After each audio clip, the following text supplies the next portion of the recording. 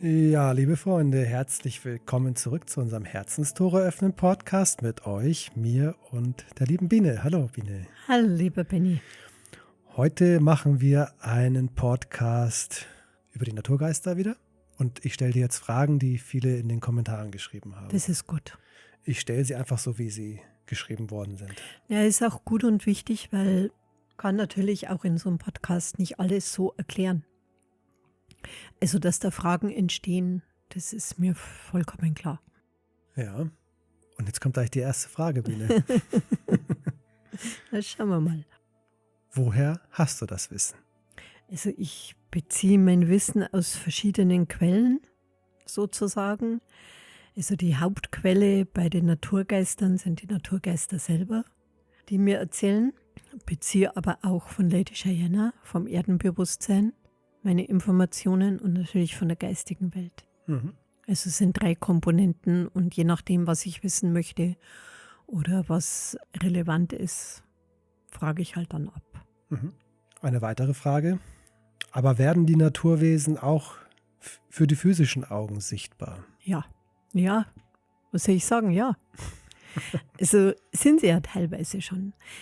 Es ist halt schwierig, in einem Podcast das zu vermitteln, was man am Anfang tun muss, um dass man sie mit offenen Augen auch tatsächlich sieht.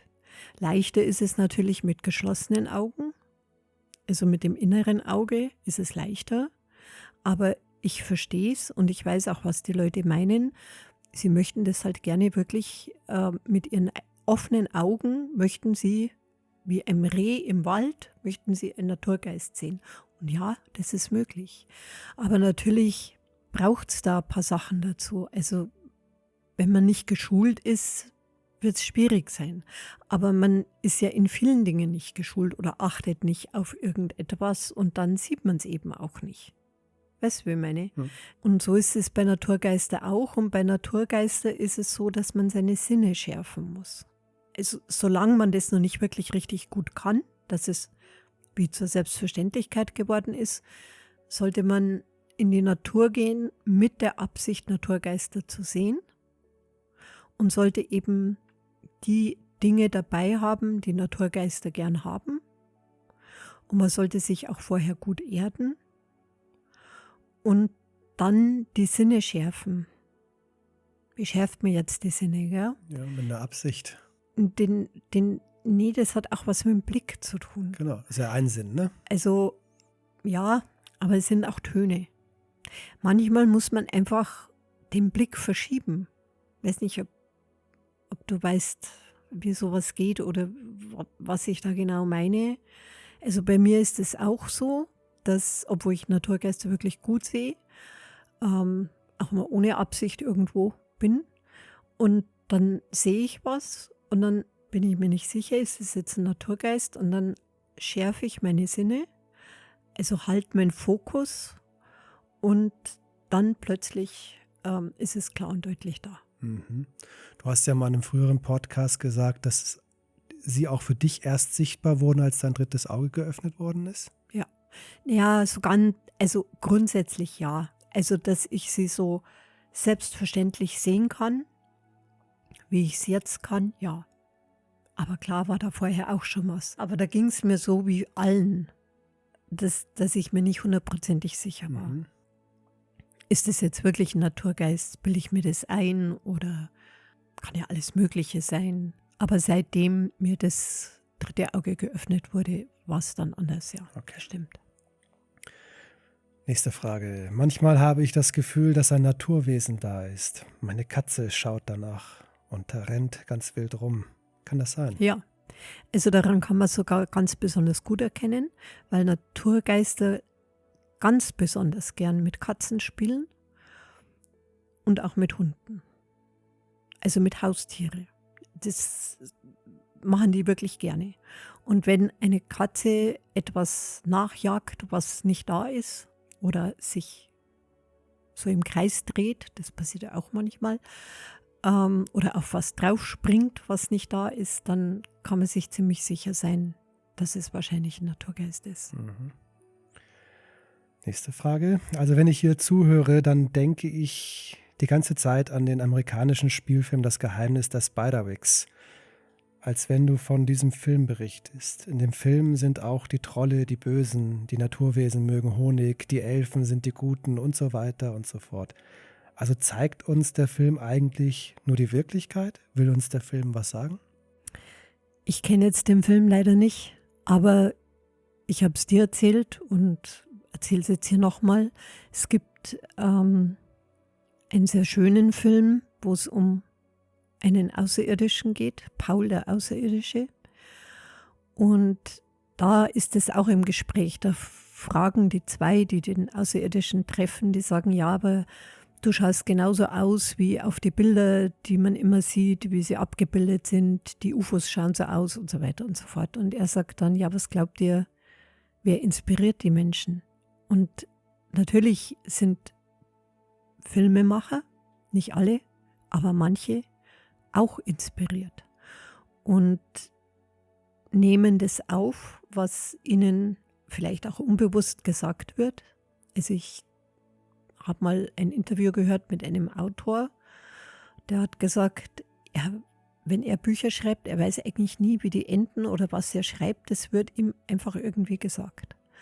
Und bei so Filmen, glaube ich, ist das auch. Und der treffendste Film, also wenn es jetzt so um Außerirdische ist ein blödes Wort, gell? Also wenn es um sowas geht, ist Die unheimliche Begegnung der dritten Art. Das ist ein alter Film, aber ich kann den nur empfehlen und so ungefähr kann man sich das auch in früheren Zeiten vorstellen. Ja, und manchmal holen ja auch die Produzenten Informationen vorher ein, bevor sie einen Film machen, ne? Von Menschen, die sich damit schon ein bisschen besser auskennen. Ne? Auch das. Gut, nächste Frage. Mögen die Naturgeister nur den Geruch von Honig oder können diese Wesen auch auf ihre Art Essen verzehren? Sie nehmen die Essenz.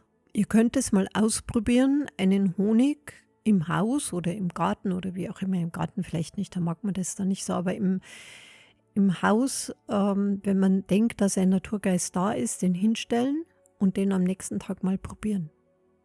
Der schmeckt noch nichts mehr. Aber muss auch nicht unbedingt sein, nee, oder? aber kann passieren und dann weiß man, dass die Essenz rausgenommen wurde. Ja. Jetzt fragt jemand wegen der Dimension. Hast du ja beim letzten Podcast drüber gesprochen, dass die Naturgeister in eine andere Dimension gegangen sind. Kann es sein, dass unsere Dimension damals sich geändert hat? Ich verstehe die Frage nicht wirklich. Ja. Der Zusammenhang fehlt natürlich ein bisschen. Sie hat wahrscheinlich einen Satz rausgenommen. Aber ich glaube, es ging tatsächlich darum, weil wir erzählt haben oder du erzählt hast, dass die Naturgeister sich zurückgezogen haben. Und jetzt fragt sie wahrscheinlich, ob sich bei uns die Dimension verändert hat, dass wir sie nicht mehr sehen können. Ich denke mal, darauf möchte sie hinaus. Also, wenn das der Sinn der Frage ist, dann haben sich die Naturgeister einfach eine andere Dimension gesucht. Also das sind von unserer Dimension weggegangen. Und da müsste man auch erstmal erklären, was ist eine Dimension überhaupt, wie beschreibt man das. Aber es könnte ja auch sein, dass sie es anders gemeint hat, ob sich in der Welt etwas verändert hat, weil die Naturgeister sich zurückgezogen haben. Könnte ja auch sein. Und da hat sich schon einiges verändert. Es war traurig. Ja. Ist den Menschen dann natürlich immer mehr klar geworden, was sie verloren haben. Nachträglich, nachdem sie sich zurückgezogen genau. haben. Ja. Kann natürlich sein, dass sie das auch meint. Ja, gut. Nächste Frage. Bei meiner Freundin im Haus wurde von ihrer Freundin festgestellt, dass wohl ein Kobold bei ihr wohnen soll. Erstens, könnte das wirklich sein? Und zweitens, kann man mit ihm Kontakt aufnehmen? Das kann natürlich sein und ja, man kann mit allen Naturgeistern Kontakt aufnehmen. Also ich weiß, wie sich das anhört und trotzdem kann ich aber auch nichts anderes sagen, als wie, dass es eigentlich im eigentlichen Sinne etwas Natürliches ist. Und umso natürlicher die Menschen damit umgehen, umso einfacher ist es auch. Es braucht nicht viel Verstand oder die Kompliziertheit oder Rituale. Ich meine, die Naturgeister lieben Rituale, dass man ihnen Honig hinstellt, schöne Töne, mögen sie ganz gerne oder singen oder eine gewisse Leichtigkeit. Aber umso natürlicher man mit Naturwesen umgeht, umso einfacher kann man sie sehen und umso einfacher ist die Kommunikation. Mhm. Was sind denn Kobolde? Die hatten wir im Haus. Kobolde sind eigentlich kleine Zwerge, ganz junge Zwerge. Also die Zwerge die werden ja sehr alt, sind sehr weise, sind auch Entscheidungsträger und die Jungen von diesen Zwergen, die werden Kobi genannt. Und die sind sehr frech. Also so wie der Pumuckl. Ja, hört sich jetzt alles ein bisschen komisch an, aber ja. Ja, aber auch der ist ja inspiriert. Ja. Das weiß man ja auch als Kind, oder? Das ist ja wieder zur Bildung. Und die sind äußerst frech, aber auch sehr liebenswürdig. Und im Grunde genommen sind sie auch sehr ängstlich. Also sie tun immer so, als wenn sie schon Wunder was könnten und wollen, aber im Grunde genommen sind sie einfach noch sehr unreif und süß, ne? Ja. Okay, also nächste Frage. Also sind Elfen und Elben nicht das Gleiche? Nein. Erklär doch mal den Unterschied, Biene. Elfen tragen eher weibliche Energie. Das ist schon mal etwas, was der Unterschied ausmacht. Und Elfen stehen für die Sanftmut und für die Schönheit. Also eine Elfe ist auch immer etwas verbunden mit Leichtigkeit, mit Schönheit, mit Sanftmut, mit so. Und Elben, das sind eigentlich die dich beraten können. Also die wirklich dich in spirituellen Fragen beraten können. Also wenn man ganz, ganz gut ist, können Elben sogar Initiationen erteilen. Also die sind sehr weise und tragen sehr viel männliche Energie. Mhm. Bei Elben hat man ja oft dieses Bild von Herr der Ringe und so. Das kann man sich, glaube ich, jetzt nicht so vorstellen. Das ist schon nochmal etwas anders, oder? Fragezeichen? Das ist immer schwierig zu sagen, wie die alle genau ausschauen, weil die sich ja verändern können. Die haben ja diese Fähigkeit, sich zu verändern. Das ist wie eigentlich mit dem Lichtwesen. Also wenn sich ein Lichtwesen, kann sich ja auch einem Menschen zeigen. Das geht auch. Und sagen wir mal, Kotumi würde sich dir zeigen. Würdest du Kotumi anders sehen, als wie vielleicht Frau Meier? Und bei den Naturwesen ist es ähnlich.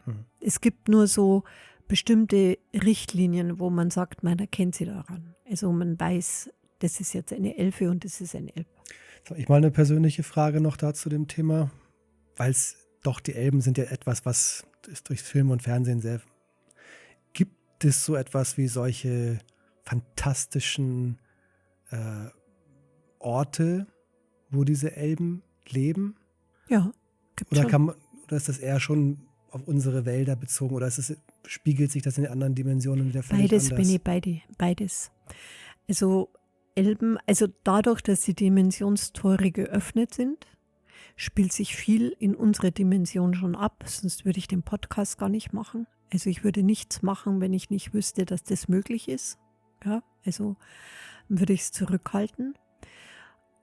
Aber es gibt auch Welten, Anderswelten. Und in diese Anderswelten ist, auch wenn es fantastisch klingt, der kleine Hobbit und Herr der Ringe, obwohl es ich selber gar nicht gesehen habe, aber Heiko hat es gesehen und habe es ja von vielen anderen gehört, glaube ich schon sehr ähnlich. Ja, entspringt auf jeden Fall extrem der Wirklichkeit, möchtest du sagen. Ja. Ne? Okay, dann zum nächsten. Leider wird hier nicht erzählt, wie und warum sie vertrieben wurden. Außerdem hätte ich gern gewusst, ob die Naturgeister in einer normalen Sprache und normal hörbar mit einem reden und worüber der Naturgeist in der Puppe so viel gequasselt hat. Sind sie dasselbe wie Elementargeister? Also viele Fragen auf einmal. Ja, das sind sehr viele Fragen. Also warum sie vertrieben wurden, das habe ich ja in dem Podcast erklärt. Die Menschen haben die Naturgeister angefangen zu quälen.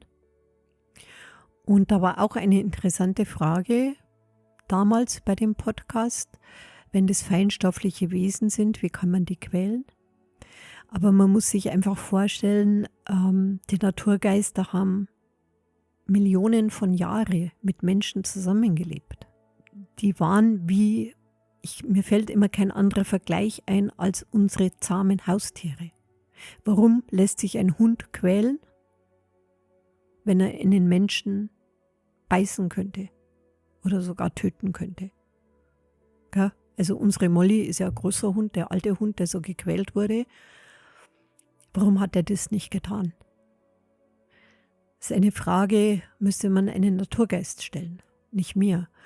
Aber ich glaube und vermute einfach, dass die Liebe so groß war, dass sie sich vieles haben gefallen lassen. In dem Augenblick waren sie ja nicht feinstofflich. Sie waren ja da. Also sie waren natürlich feinstofflich, aber sie waren sichtbar und dadurch konnten sie eingesperrt und auch gequält werden. Essensentzug zum Beispiel und so weiter und so fort. Ja, aber es sind ja auch, das hast du auch mal schön gesagt, zu einer gewissen Zeit, man konnte ihn ja emotional extrem verletzen. Ne? Tiefer aber als auch ein körperlich, Menschen. also auch wenn es feinstofflich ist, hat man sie auch, also man hat sie nicht verprügelt, aber man hat sie zum Beispiel eingesperrt. Man hat sie nicht mehr freilassen. Und natürlich hätten sie gehen können, genauso wie jeder gequälte Hund gehen könnte, aber nicht geht. Ich glaube, das ist so eine tiefe Anbindung gewesen, dass sie das halt nicht getan haben. Aber irgendwann war es halt zu viel. Und dann haben die Zwerge, war ein großer Anteil davon, beschlossen, dass sie jetzt zurückgehen in einer anderen Dimension und die Tore schließen und sich den Menschen verweigern. Ja. Das war die erste Frage. Die zweite Frage war, ob die Naturgeister in einer normalen Sprache und normal hörbar mit einem reden. müssen sie ja, sonst könnte man sie ja nicht verstehen. Aber es fängt anders an. Wie erkläre ich das jetzt? Es sind so bestimmte Töne, die sie von sich geben. Das ist wie eine Art Melodie. Also das ist eher wie so ein bisschen Singsang. Also nicht diese feste menschliche Sprache, wie wir sie jetzt kennen. Aber sie können unsere Sprache. Natürlich können sie die und verwenden die auch. Aber am Anfang ist, wie gesagt, ist es eher so ein bestimmten Ton, den man hört, bestimmte Töne, wo man sich dann vielleicht mal denkt, hast du das jetzt auch gehört? Was war denn das? Und so fängt es an. Und wenn sich der Naturgeist immer sicherer fühlt, wird das auch immer hörbarer und verständlicher werden. Und worüber hat jetzt der Naturgeist in der Puppe so viel gequasselt? Hauptsächlich über Schokolade. Der wollte immer essen und hat ganz viele Fragen gehabt, so ganz einfache Fragen. Warum geht der Hund hier vorbei? Warum sitzt der Hund da in der Ecke? Warum hast du keine Schokolade auf dem Tisch? Warum ist kein Tee da? Warum gehst du jetzt weg? Was machst du? Warum bleibst du nicht hier? Nimm mich mit, ich will mit. Bleib doch endlich da. Das war lustig, wie du das noch in Erinnerung hast. Ja, weil es so anstrengend war. Ja, das war wirklich anstrengend. Aber Schokolade war Tuto hat er halt am liebsten mögen. Sind Naturgeister dasselbe wie Elementargeister? Nein, sie sind den Elementen zugeordnet. Elfe, Wasserelement und so weiter. Ja, dann fragt jemand, ob es auch ein Buch gibt. Die Rückkehr der Naturgeister. Ein sehr schönes Buch, kann ich nur empfehlen. Ja, findet ihr übrigens in der Produktleiste unten unter dem Video. Kann man diese Wesen fotografieren? Ja, kann man tatsächlich. Kann man. Ja. Ja. Mich würde interessieren, was ich machen kann, dass sich die Naturgeister in meinem Garten wohlfühlen. Behausungen? Wie groß und in welcher Form? Also eigentlich sind sie sehr bescheiden. was sie wirklich gerne mögen und was sie sehr, sehr so zu schätzen wissen, sind Düfte von Blumen. Ist zum Beispiel Rosenduft. Das mögen sie sehr gerne. Mhm. Ein Windspiel mögen sie auch gerne. Und wenn man ihnen so, eigentlich wie so ein kleines Vogelhäuschen, weißt, also so einfach so einen kleinen Bau macht, das ist wie eine Einladung. Mhm. Das reicht schon. Okay. Jetzt stelle ich dir auch noch eine letzte Frage, dann beende ich mal den Podcast und wir machen noch einen zweiten Teil. Ja? Mhm. Ja. Okay. Durch meine energetische Heilerin weiß ich, dass ich hier eine magische Pforte auf dem Grundstück habe, wo ich lebe. Sag mal, Sabine, kann man bei dir lernen? Ich rede zwar viel mit den Wesenheiten, aber um ehrlich zu sein, kann ich es nicht so klassifizieren. Ich glaube schon, dass du das kannst.